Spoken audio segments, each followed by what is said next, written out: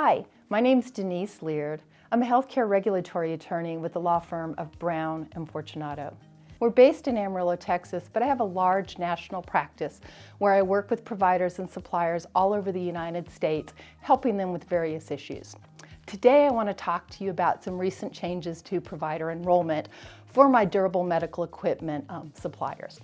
So if you're a DME supplier, one of the most important things you can do is obtain and maintain your Medicare enrollment privileges. And it's important because even if you're not going to provide services to Medicare beneficiaries, you're still going to need that enrollment a lot of times if you're going to work with Medicaid providers, managed care organizations, and other third-party contractors. So key to your business is going to be staying in compliance with those regulations. Well, things have been great, but Medicare has recently made some changes to it. So back in 1993, the National Supplier Clearinghouse was given the contract to control and work the enrollment for DME providers throughout the country. On November of this last year, November 6th, that changed. The contract has now been split into two providers. The National Supplier Clearinghouse, Palmetto GBA, was awarded the Western contract for the Western United States. So everything west of the Mississippi is going to work with Palmetto. If you happen to be on the east part of the U.S., you're going to be working with a new entity, Novitas. Now, Novitas has been involved with provider enrollment for a very long time. However, they're new to working with our DME post-enrollment. So what's going to be changing? You're going to have two contractors.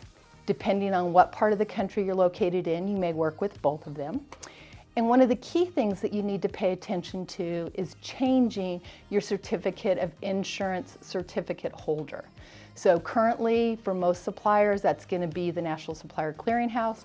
But if you are going to be governed by the National Provider Enrollment East contractor, Novitas, you need to go and update that.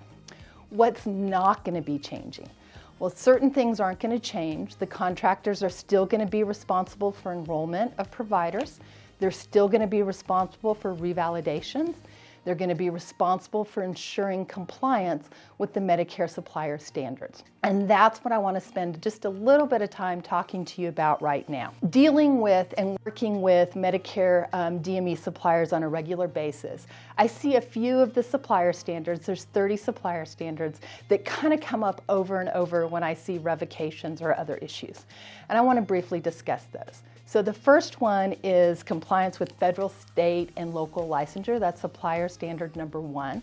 And in particular, I see providers get in trouble if they're in multiple states. So if you're providing services in multiple states, you need to make sure you're in compliance with all the licensure requirements in those states. The other one is updating your applications. You have 30 days to update your enrollment provider of any change in information that you previously reported. I encourage you all to go online through PACOS, take a look at what's on there, and see if you need to make any updates to that. The other issue that I see is related to the insurance.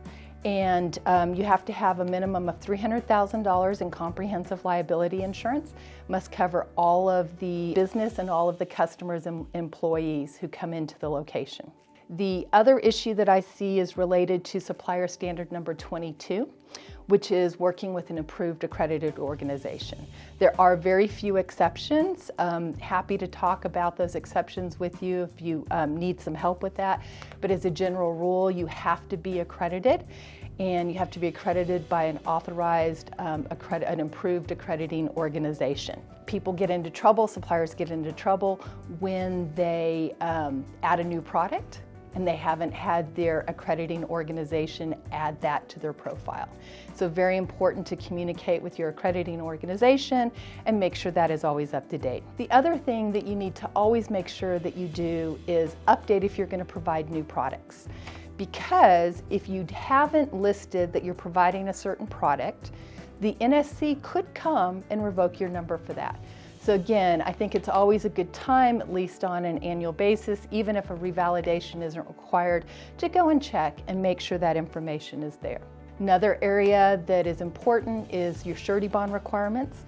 You have to have a minimum surety bond of $50,000. Some suppliers, depending on their history of adverse actions, may be required to have a larger bond in place. But that bond has to be in place. If for some reason you switch bonds, you need to update that. If the bond company goes out of business and is no longer valid, you'll need to update that. If you have a gap where you don't have a surety bond in place, that will be a revocation, and it's not something we can work around to have the number reinstated. And the final area where I see a lot of issues is related to the hours of operation. A supplier must be open 30 hours a week. And if you're not open when the NSC comes to do a site visit, then you can have your number revoked for being non-operational. Because you get to choose your hours, this should be an easy one. But you would be surprised at how many times I work with suppliers who weren't there when they should have been.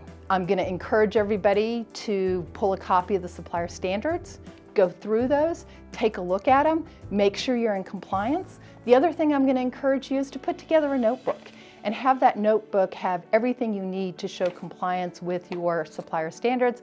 That way, if you have a site visit that takes place and your manager doesn't happen to be there, even the front receptionist could handle that for you. If you have any questions, please feel free to give us a call at Brown Fortunato.